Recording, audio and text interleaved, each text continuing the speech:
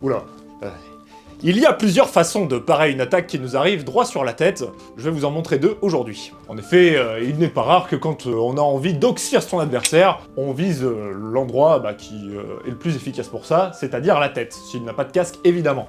Donc du coup, en général, on prend son épée et on vient frapper comme ça. Bon, lui, heureusement, il a un casque. Donc quand ça vous arrive, vous pouvez en premier faire la parade de la couronne. C'est-à-dire prendre votre épée et tout simplement venir la poser comme ceci. Donc vous parez en fait avec votre garde ou votre shield si vous en avez un sur votre épée. Le shield, c'est ce petit truc là qui est là. L'avantage de cette parade, c'est quand vous avez enfermé votre adversaire dans votre garde, vous pouvez ensuite baisser votre pointe pour ensuite aller les stocker, et lui il peut plus rien faire parce qu'il est enfermé justement. Et une autre technique qui est un peu plus classique, qui n'a pas spécialement de nom et qu'on voit d'ailleurs assez souvent dans les films mais qui fonctionne, c'est tout simplement venir monter son épée comme ceci, donc vraiment presque à la perpendiculaire de votre arme, et non pas de manière péremptoire. L'avantage de cette technique, c'est que derrière, vous pouvez lancer facilement une contre-attaque, d'ailleurs c'est ce qu'on appelle un Umschlagen en escript germanique. Donc vous parez votre épée, et en fait, vu qu'il frappe, il vous donne de l'élan en fait avec son arme, donc vous pouvez revenir derrière pour ensuite frapper comme ça. Je vais vous montrer sur le mannequin, ça sera plus simple. Donc là, le salaud, il a essayé de me frapper la tête, je fais ma parade comme ceci, et après je reviens derrière pour le frapper.